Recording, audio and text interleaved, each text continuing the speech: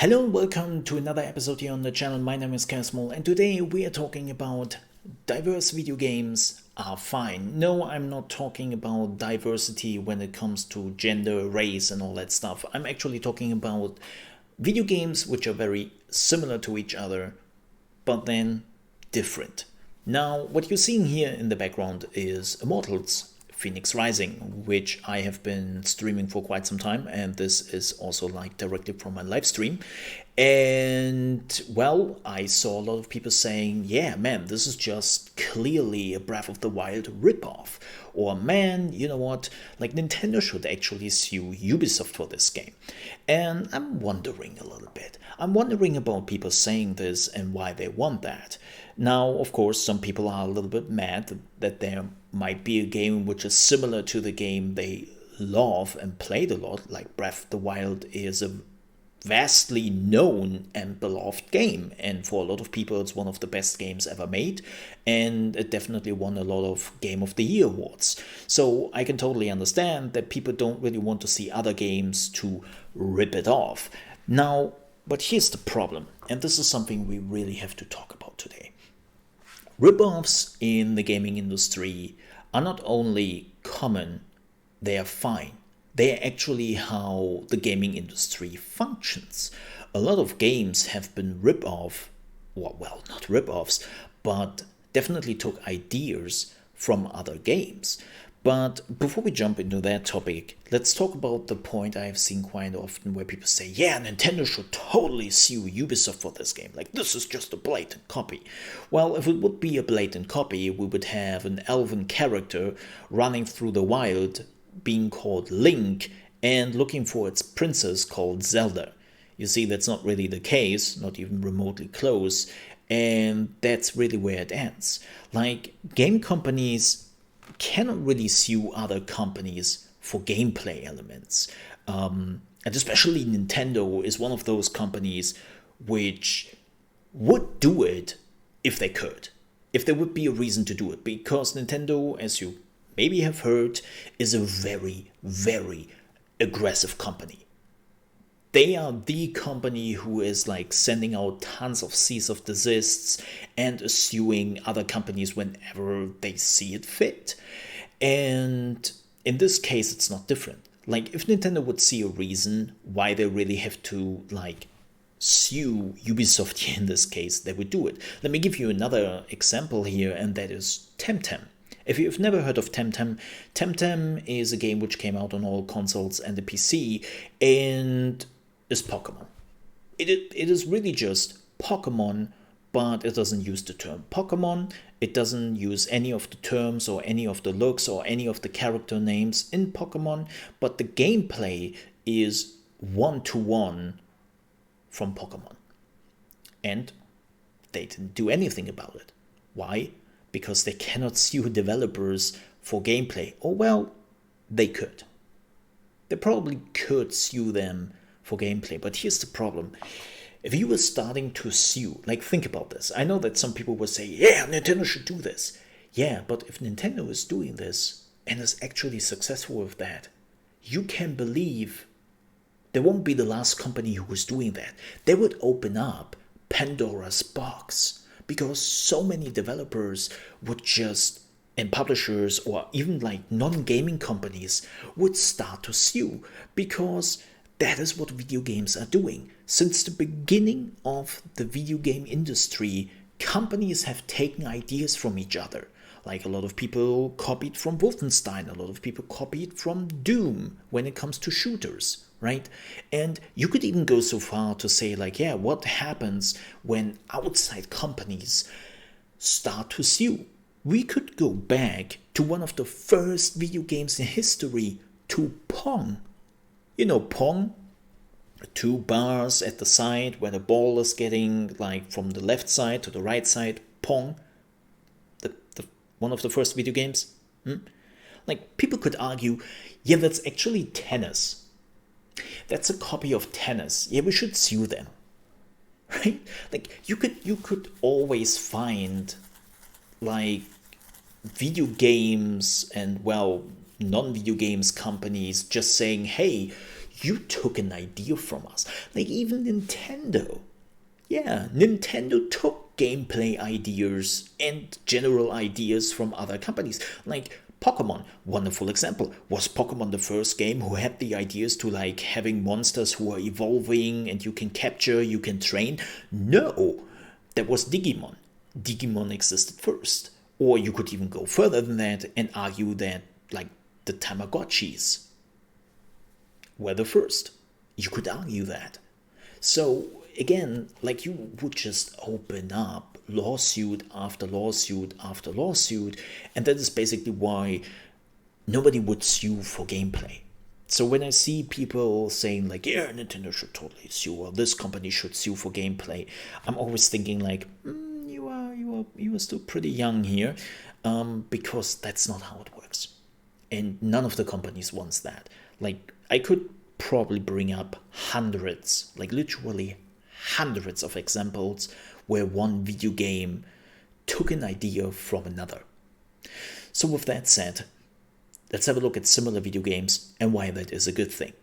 Well, the first thing is really just diversity.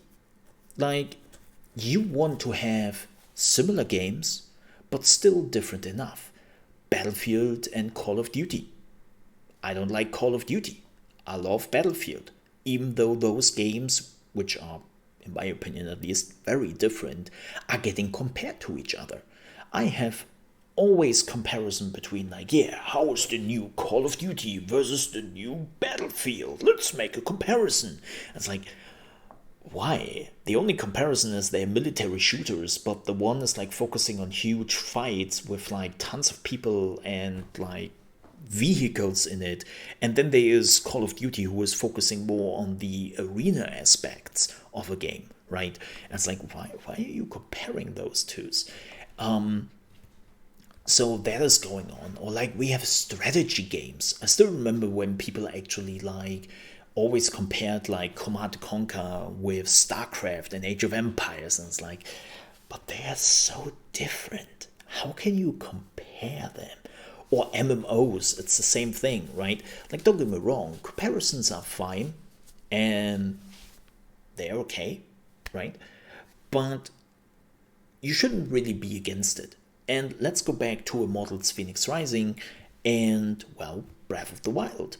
You could argue that even Genshin Impact is, well, inspired by Breath of the Wild, not just with the graphics, but also with the gameplay elements, and is doing fantastically. They're making so much money of it. And I always wondered about this. We have a good chunk of pretty good Nintendo games, right? I think we can all agree with that most Nintendo games out there are good or even exceptional. And I always wondered about that game developers didn't really take more from Nintendo games, gameplay-wise, and put that into their games, right? Like Temtem. I was actually surprised that Temtem took so long to exist, like another Pokemon game, which is clearly Pokemon gameplay, but just not using the IP. The same goes with Zelda and Breath of the Wild, that it actually took years, keep that in mind, years, till somebody got the idea with Genshin Impact and of course Immortals Fenyx Rising to say, okay, we want to create our own game, but we want to make it very close to the Breath of the Wild experience with our own ideas. So let's see what we can do here. And I would say we will see now more games just taking ideas from Nintendo, right? So I was actually surprised that it took so long. And in this case, I'm actually grateful for Immortals Fenyx Rising because, well, I don't know, I will upset some people with this, whatever that is, but I don't like Breath of the Wild. I found it not entertaining for me. It's not because it was a bad game, but the gameplay elements they used was something like destroying of the weapons that completely put me off. I don't like the characters. I don't like Link. I don't like the world. I don't like any of that. Like it's just not speaking to me. And that's fine. Again, the game itself, like people love it, and I'm pretty sure I'm the minority here, but that doesn't matter. For me, Breath of the Wild never captivated me. This game does. And that's great, because that means there's enough room for video games in the end. Which means there's enough diversity in those video games. So that multiple games which are very similar to each other can exist. And that's important. This is why we have so many developers, so many publishers out there, because we have just choices. And that's great for us. Like, I don't think I have to remind you what it means when you don't have enough choices. Like, having not enough choices is not a good thing. You want competition. So, I know that people like love Breath of the Wild, and they basically want that their game is the only one. But I think that's a bit selfish. Like, your Breath of the Wild is not getting worse just because there is a game existing out there which is similar. Like, I let you enjoy your Breath of the Wild, let me enjoy my Immortals, Fenyx Rising, or Genshin Impact, right? Like, let the people enjoy their game decision, like the game they choose from. Like, again, this works with so many other games. Like, there are people out there who love Call of Duty. I love Battlefield. But I'm not going on the internet or somewhere else and tell people like, yeah, you know what, like Call of Duty is shit, man. Like, nobody wants to play this. Nobody likes this. No, that's not what I'm doing. I'm like, okay, you enjoy this game? That's cool. Have fun. And let me enjoy my game. And let me have fun with mine, which I choose for me. So, yeah. That's the point I wanted to make here. Like, even if you enjoy Breath of the Wild more than you enjoy this game, even if you enjoy Pokemon more than you enjoy Temtem, I would definitely say try to cheer for other games, taking note from what Nintendo and of course other developers and publishers doing, and getting inspired by those other games, because that drives innovation.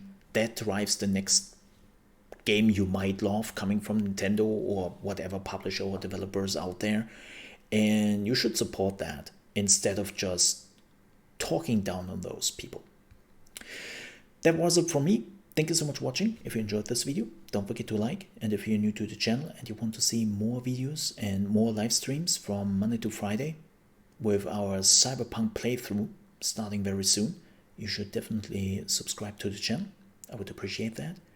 And I see you in the next video, or if not, in our live stream, which is from Monday to Friday, starting at 8 a.m. EST, which is 1 p.m. GMT. Till then, have a good day, everyone.